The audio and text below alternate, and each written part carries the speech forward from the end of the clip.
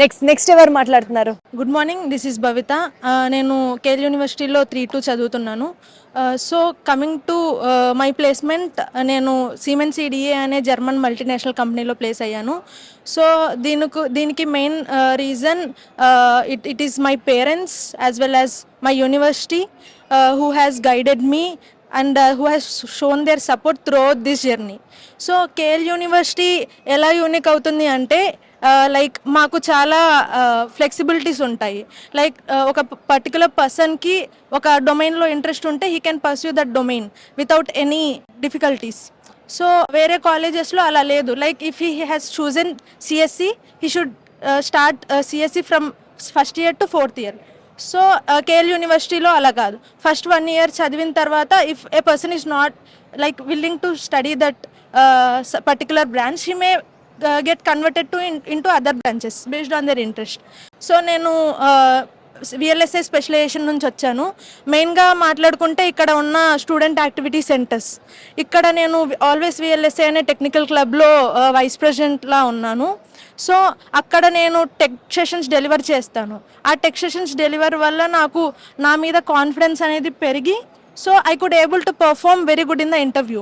Super, అసలు very well said. Next last ఎవరు మాట్లాడతారు? రండి. I'm Veeresh, I'm from 4th year. ఇప్పుడు బేసిక్గా అందరూ ప్లేస్మెంట్ అనుకుంటారు, కానీ కెరియర్ మీద నెక్స్ట్ ఏంటి అనేటప్పుడు అబ్రాడ్ అనేది ఉంటుంది, లైక్ అబ్రాడ్ చేయొచ్చు అని. బేసిక్గా నేను సిఎస్సి డిపార్ట్మెంట్ నుండి, కానీ ఏంటి అంటే నెక్స్ట్ నేను ఎంబీఏ పర్సీవ్ చేద్దాం అనుకుంటున్నా. కానీ చాలా మందికి తెలియదు ఏంటంటే ఓకే సిఎస్సి చదివి ఇప్పుడు నెక్స్ట్ ఐటీ జాబే చేయాలి, ఐటీ కానీ నాన్ ఐటీఏ చేయాలి అని అనుకుంటారు. కానీ బేసిక్గా ఎంబీఏ చేయొచ్చు and also they are many more opportunities అనేది తెలీదు. ఇక్కడ మాకు కెరియర్ కౌన్సిల్ అనే వింగ్ ఉంది.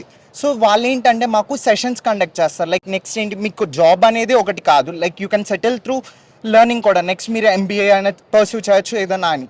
ఇప్పుడు వాళ్ళు ఏంటంటే మాకు సెషన్స్ కండక్ట్ చేసి మాకు క్లారిటీ ఇస్తారు, ఓకే మీరు ఈ లాంగ్వేజెస్ నేర్చుకోవాలి.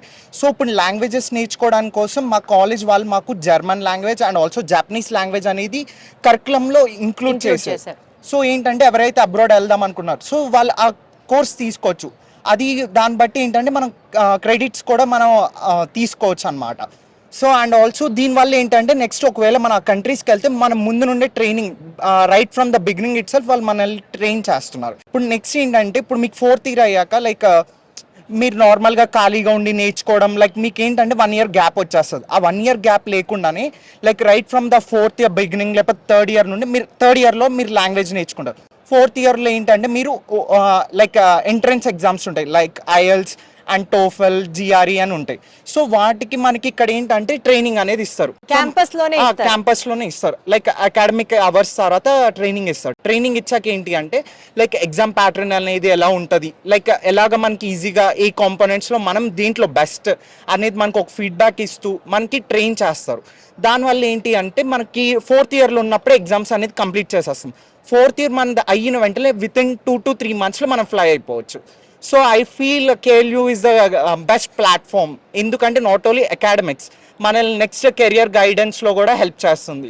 So this is the right platform. Perfect, very well said. So ఇక్కడ మీరు అందరూ జాబులు కొట్టారు, మంచిగా ప్లేస్ అయ్యారు, సూపర్. నాకు ఇక్కడ ఒక పాయింట్ ఎప్పుడూ అర్థం కాదు. ఇంజనీరింగ్ కంటిన్యూ చేయాలన్నా, ఇంజనీరింగ్ లో జాబ్ కొట్టాలన్నా ఫస్ట్ ఇయర్ నుంచి ఇంజనీరింగే చదివి ఉండాలా?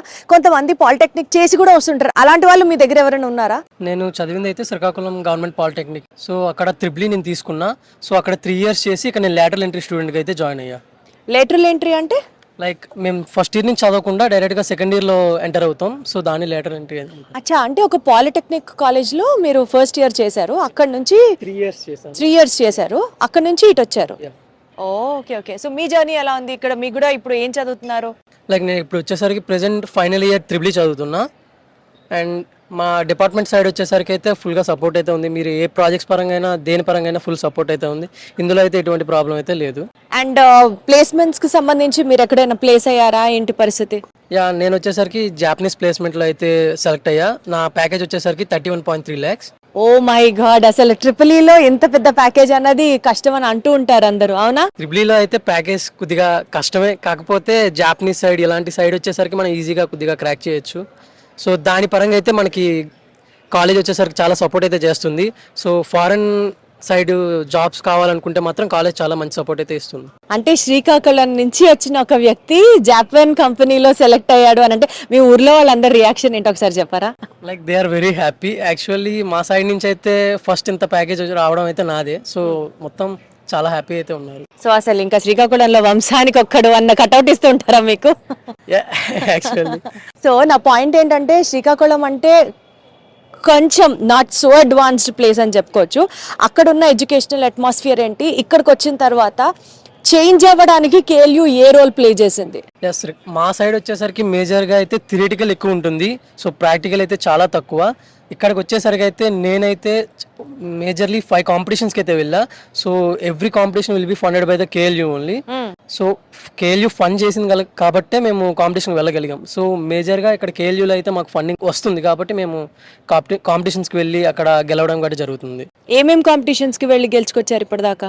ఇప్పటికి 2 సీజన్స్ ఎలక్ట్రికల్ బైక్ కాంపిటీషన్కి వెళ్ళాము. నెక్స్ట్ 2 సీజన్స్ వచ్చేసరికి డ్రోన్ కాంపిటీషన్స్కి వెళ్ళాము. నెక్స్ట్ 1 సీజన్ వచ్చేసరికి గో కార్టింగ్ కాంపిటీషన్కి వెళ్ళాము. సో బేసికల్గా ఇవన్నీ టెక్నికల్ కాంపిటీషన్స్. అన్ని టెక్నికల్ కాంపిటీషన్స్. రైట్. సో మొత్తానికి మీ జాబ్ ప్లేస్మెంట్లో కేఎల్యూ ప్లేస్డ్ మేజర్ రోల్ అని అయితే చెప్తున్నారు. Definitely. All the best. Thank you so much.